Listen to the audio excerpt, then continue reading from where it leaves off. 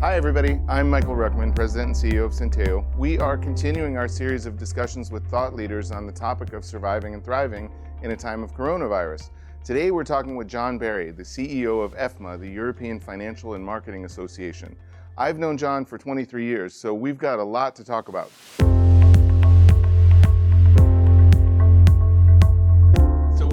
With John Berry, who's currently the CEO of EFMA, the European Financial Marketing Association. But John, we've known each other for a few years. We met back in the days of Abbey National when we were installing a digital marketing system for the bank in about 825 branches. That was 1997. So we've known each other for a while. Good morning. Good to have you. Hi. Good to hear you. At the other end of the screen as well. It's interesting these days how everything has to be done down a tube rather than face to face. The new world that's centering into the world of not just financial services, but every other aspect of your life, quite frankly. Yeah. And so I was recently telling the story of that project where we met years ago, and we were launching this 825 branch digital marketing system with a big campaign to launch training and stuff like that in all the branches.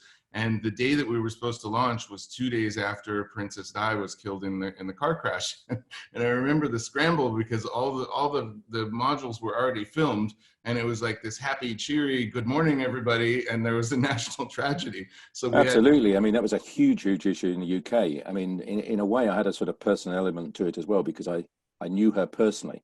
Wow. We as an organization had been involved in some sponsorship events at the Royal Albert Hall in the UK. And she had been our guest, and we'd had opportunities to get involved with the Royal Box, with the Royal Family, and I had a superb event. So sort of getting to know her a little bit then, and then in some subsequent event, a similar sort of relationship with her. Not one, I have to say, that got into the national newspapers, but it was a sad occasion, and one, of course, that had a huge impact on the UK population in terms of, when we got to the point of the funeral. It was remarkable how the country just came to a grinding halt. The only other time, actually, that I've seen the country come to a halt, the same as with COVID. COVID has brought the UK to a halt, as in many other countries the same. But that's the only other time where I've seen everything just come to a halt. At least the people were out on the street being able to sort of pass their respects to her, whereas COVID was not the case. But it was a big issue at the time. Yeah, we're definitely in an interesting time.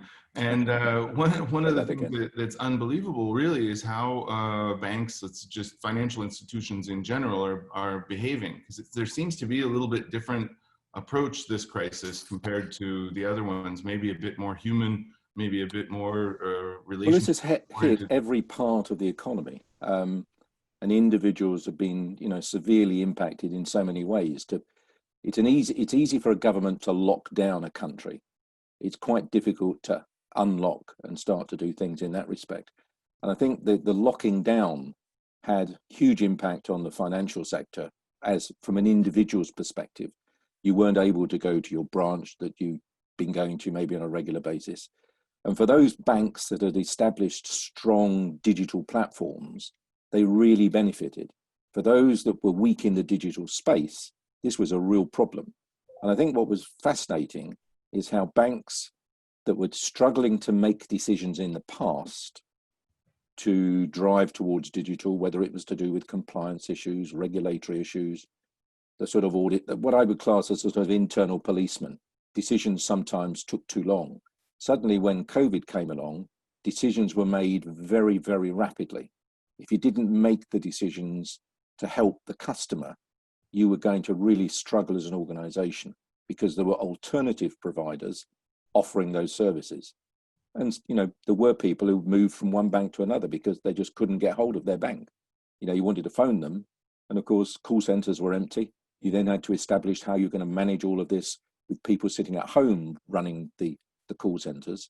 And eventually the best of them created a superb environment and have done exceptionally well.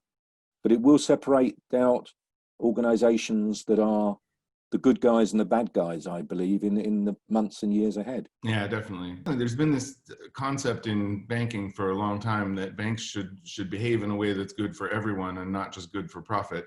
And you and I have talked about this 100 times. Yeah. You know, it's such short-term mentality in the banking industry as well as many other industries. But when all of your indicators, and if you're a public bank, you know, every analyst out there is doing their share price forecast based on product-driven indicators, it's difficult to generate a customer-centric mentality or something I mean, socially responsible. That's absolutely true. And I think what was interesting from my point of view is back in the late 80s, Abbey National, that I was working with then, moved from being a mutual organization to being a public company.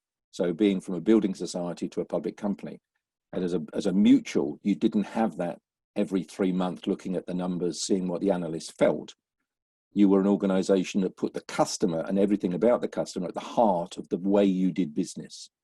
When you move to a PLC, the numbers become significantly more important. Yeah. But what we were trying to do as an organization, because we were the first one in the UK to move in a conversion from mutual to PLC status, in that environment, we were trying to really hang on to those mutual benefits in the eyes of the customers, but also try to use the opportunity of being a public company to use the money for customer benefits, whether they were distribution, new product lines or whatever.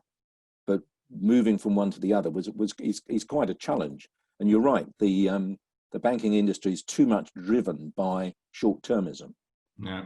It's not driven sufficiently by customers. And what you have to remember is, I don't care what size organization you are as a bank, you will survive because of what your customers do and say. Yeah. You will not survive for a variety of other reasons. If your customers think something is better somewhere else, they'll go and shop somewhere else.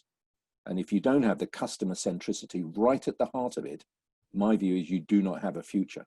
And of course, what's happened in recent times with the new banks that have come onto the marketplace, with the big techs, they've seen customers at the heart of everything they do. And it's building upon that, using the data and the knowledge you have about customers to give them a significantly improved performance for their benefit, not just for your benefit.